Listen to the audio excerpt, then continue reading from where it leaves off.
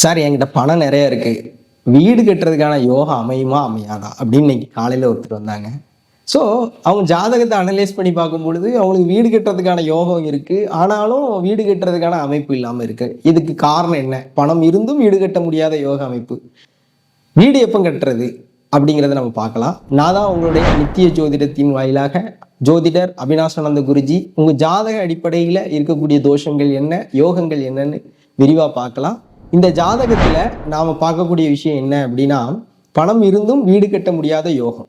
இதற்கு காரணம் குலதெய்வ சாபம் அப்படின்னு நம்ம எடுத்துக்கணும். ஓகேவா? ஸோ அவங்களோட ஜாதகத்துல 9ஆம் அதிபதி அப்படிங்கிறது கெட்டு போயிருக்கு. ஸோ அப்போ அவங்களை நம்ம கொடுக்கக்கூடிய ஒரு விஷயம், இதை நீங்களுமே பயன்படுத்தலாம். உங்களுடைய ஜென்ம நட்சத்திரத்தை அன்னைக்கு உங்களுடைய குலதெய்வத்துல வசம்பு அப்படிங்கக்கூடிய ஒரு பொருள், நீங்க நாட்டு மருந்து கடையில கேட்டீங்கன்னா கிடைக்கும், வசம்புன்னு இருக்கும். அந்த வசம்பை வச்சு அவங்களுக்கு ஆஃபரிங் பண்ணணும். அதாவது உங்கள் குலதெய்வத்திற்கு வழிபாட்டுக்கு கொடுக்கணும். கொடுத்துட்டு அந்த வசம்பை நெய் தீபத்தில் வாட்டணும்.